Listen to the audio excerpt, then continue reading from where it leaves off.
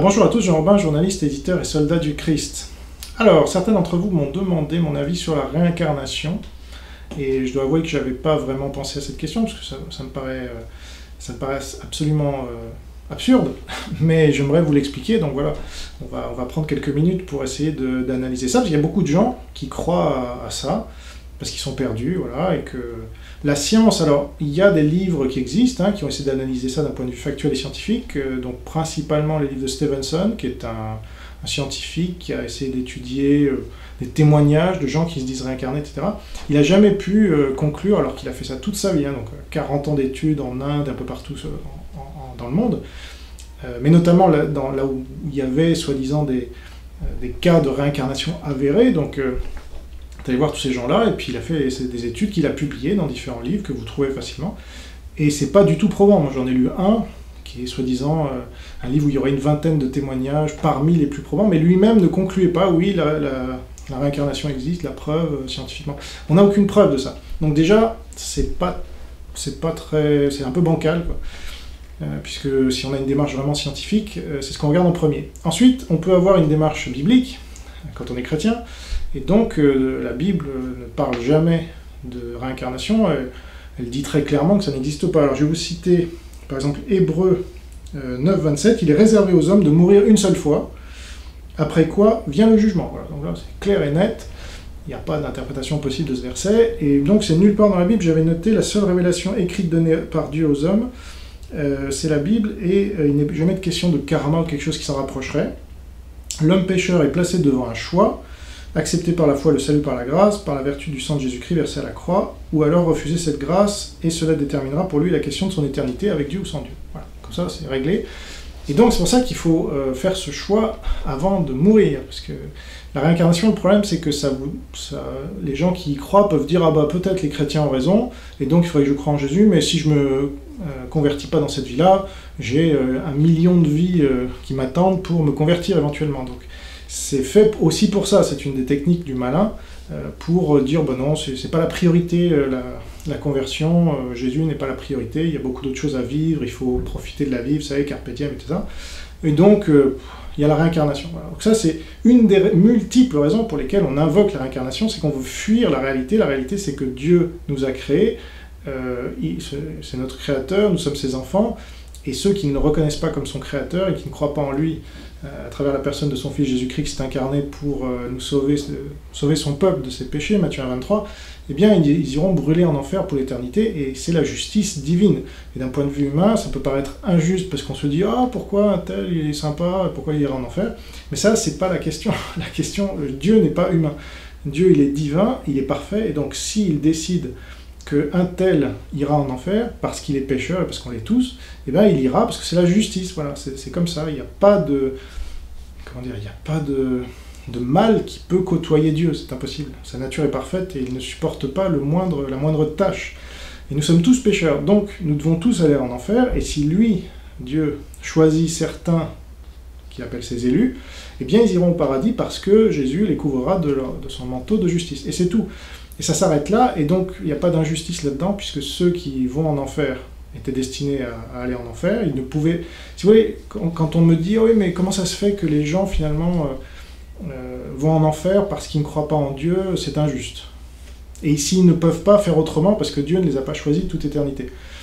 Eh bien, c'est injuste peut-être d'un point de vue humain, mais pas d'un point de vue divin, puisque Dieu applique ici sa règle, qui est « si vous croyez en moi, vous irez au paradis, et si vous ne croyez pas en moi, vous irez en enfer, et c'est tout. » Et donc c'est juste, voilà.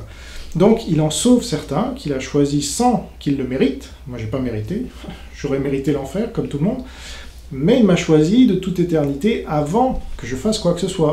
Et heureusement, parce qu'il s'il avait attendu que j'agisse pour se dire « Ah bah tiens, lui il a bien agi », il m'aurait pas choisi, parce que j'ai rien fait qui puisse lui plaire, parce que je suis un pécheur. C'est ça que les arminiens, donc les tenants de la théorie du libre arbitre n'ont pas compris. Bref. Donc c'est pas injuste, voilà. Ceux qu'il a choisis, ben, il leur fait une grâce. On est tous des condamnés à mort, d'accord? Et donc il y a un président, disons, un président de la République qui dit bah, lui je le gracie, voilà, on ne sait pas pourquoi, mais lui il gracie celui-là, puis tous les autres, bah, ils se font condamner à mort, parce qu'ils ont été condamnés à ça, dès leur naissance. Donc c'est pas injuste. Je sais que ça peut paraître injuste, mais justement ça paraît injuste aux non-chrétiens. Voilà. Donc c'est ce qui fait la différence, et c'est aussi simple que ça. Donc pour revenir à notre sujet de la réincarnation, l'idée, c'est que les gens qui défendent l'idée d'une réincarnation disent « Ah ben, moi j'ai pu choisir ma famille, par exemple. » Vous avez déjà entendu ça? J'ai pu choisir mes parents, j'ai pu choisir la culture dans laquelle je suis né, parce que j'ai des choses à régler, il faut que j'avance, mon âme a fait ce choix parce que... Et donc ça, c'est encore une illusion du libre arbitre, mais en plus, il n'y a aucune preuve. Donc déjà, il n'y a aucune preuve du libre arbitre, ni scientifique, ni biblique, mais là, en plus, il n'y a aucune preuve, évidemment, que vous avez choisi vos parents.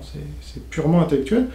Mais il y a même toutes les preuves du contraire, comme pour les preuves du contraire de scientifique et biblique du libre arbitre. Ça, vous avez toutes les preuves. Et là, c'est pareil. Alors, la meilleure preuve que vous n'avez pas choisi vos parents, elle n'est pas par rapport à vous. Parce que si vous êtes né ici, je veux dire, en Occident, au XXe siècle, XXIe siècle, évidemment, on pourrait croire que vous avez choisi, parce qu'on vit parmi le mieux de toute l'histoire de l'humanité, donc effectivement. Mais tous les autres, alors vous y avez pensé, ils auraient choisi aussi, alors non. Même ceux qui naissent aujourd'hui au fin fond de l'Afrique subsaharienne, ou du Cambodge, ou je sais pas quel pays paumé, là, en Venezuela, voilà. Tous ceux qui naissent au Venezuela en ce moment, vous croyez qu'ils ont choisi de naître dans un pays en proie à la guerre civile et à la famine? Non. Donc, ça démontre que ma femme est née en Algérie. Si vous lui demandez est-ce que tu as choisi de naître en Algérie, il dira jamais. Si j'avais pu choisir n'importe quel autre pays, mais je l'aurais choisi, parce que c'est un pays de merde avec l'islam, et j'ai tout fait pour en partir. Voilà. Elle en est partie, elle a mis 30 ans, et ça lui a pourri la vie avec une guerre civile, enfin voilà.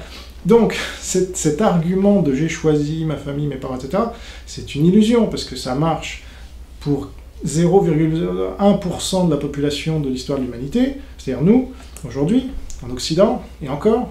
Si vous naissez en Occident dans une famille pédophile, vous allez me faire croire que les gens ont choisi une famille pédophile pour leur apprendre quoi que ce soit. Non. Donc ça, s'il y en a plein. Et puis, où les familles, où les parents battent leurs enfants, ou je sais pas quoi. Ça, c'est quand même... C'est pas le lot commun, mais enfin, ça arrive très très très souvent. Et donc, ces enfants-là n'auraient pas choisi. Ou ils auraient choisi de se faire battre par leurs parents. Non, c'est débile.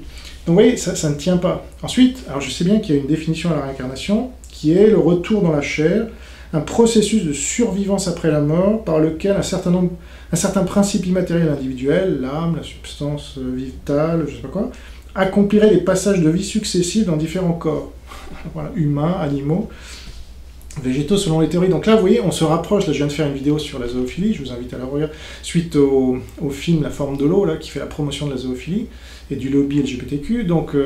La réincarnation, souvent, ces personnes-là, c'est marrant, elles croient à la réincarnation, ou elles sont un peu bouddhistes, elles sont un peu hindouistes, ou je sais pas quoi, sur les bords, évidemment, parce qu'elles vont pas à fond dans une croyance trop contraignante, donc elles veulent la liberté, donc elles prennent un peu par-ci, par-là, ça s'appelle le syncrétisme, et au final, c'est n'importe quoi. Donc, là, vous voyez, on peut être d'abord un homme, et puis avant, on a été un singe, et puis là, vous avez la validation de la théorie de l'évolution aussi, bon, j'en parle même pas, mais donc... Parce qu'on viendrait des animaux, donc finalement on pourrait s'accoupler avec eux, pourquoi pas. Et puis on se réincarnerait en eux, une vache, voilà, en Inde, on peut... Donc les vaches sacrées, vous voyez, il faut pas y toucher, parce que ça pourrait être des hommes qui ont... Franchement, c'est débile. Et puis il n'y a aucune preuve. Et donc, mais vous voyez, tout ce que ça permet de croire après, parce que ça libère, évidemment, tous les codes moraux vis-à-vis des animaux, vis-à-vis... À la mort du corps physique, l'âme quitte ce dernier pour habiter après une nouvelle naissance un autre corps. Voilà. Et c'est pour ça qu'on reporte de vie en vie les efforts qu'on devrait faire dans cette vie-là, et on se dit, après tout, c'est mon destin, parce que c'est très lié à un certain fatalisme, parce qu'on se dit, bon, ma vie, j'en suis pas responsable, je l'ai hérité des conneries que j'aurais fait avant, et donc, c'est normal. Alors ça justifie tout un tas d'horreurs, d'ailleurs. Ah bah, le petit, il est né au Sahel, il crève la dalle, mais il l'a bien mérité, parce que ça devait être un meurtrier dans la vie précédente, enfin... Et les castes, évidemment, en Inde, qui est le summum de la connerie, et qui est justifié par cette théorie de la réincarnation. Donc vous avez des gens qui sont enfermés à vie dans leur caste de merde, notamment il y a les brahmanes qui sont un peu plus haut, puis vous avez les intouchables tout en bas, alors eux, par définition, ils sont intouchables, ça bouge un tout petit peu, les gauchistes veulent nous présenter l'Inde comme la plus grande démocratie du monde, malgré ce système de caste, mais on n'est pas dupes, et franchement, voilà, si vous mettez en place la réincarnation, de toute façon, les gens finissent par arriver à un système aussi débile que les castes, ou au mieux, ce qui est pas terrible non plus, le gauchisme, voilà, qu'on a vu développer avec les Beatles et autres, ça n'a pas de sens. Donc, voilà ce que je voulais vous dire sur la réincarnation. Je ne sais pas si ça répond à toutes vos questions, parce qu'évidemment, il y a toujours un témoignage que vous allez voir sur Internet. « Ah, mais ce gamin parlait couramment une autre langue qu'il n'a jamais apprise, etc. » Bon, ça, je ne vous dis pas que j'ai tout compris et que Mais vous ne pouvez pas vous baser sur un témoignage comme ça pour valider un phénomène aussi général que la réincarnation, parce que, quoi, il y aurait un seul gars qui se serait réincarné sur toute l'humanité, des milliards de personnes depuis 2000 ans, non. Il n'y a pas vraiment de témoignage de réincarnation, ça ne fonctionne pas. Et je vous renvoie, si vous voulez, plus de preuves scientifiques sur les fruits que donnent les religions qui croient à la réincarnation, comme le bouddhisme et l'hindouisme. Ce sont les pires pays au monde, hein. Vraiment. Là, c'est la conférence de 2h30 que j'ai faite sur les fruits des pays les plus bouddhistes, hindouistes, musulmans, protestants, catholiques, orthodoxes, etc. Donc, voilà, si les fruits sont pourris, vous pouvez vous dire que soit c'est faux, soit c'est complètement absurde, et ça revient à peu près au même. Donc moi je ne crois pas à la réincarnation, je suis chrétien, Dieu me dit dans sa Bible que ça n'existe pas, qu'on meurt une fois et on est jugé, voilà. Donc c'est tout, c'est plus simple.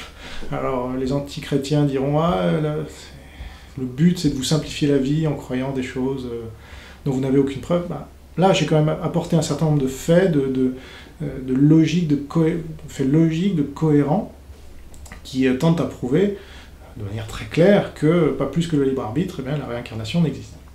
Voilà, si vous avez des commentaires, j'essaierai d'y répondre, et merci pour votre attention. Au revoir.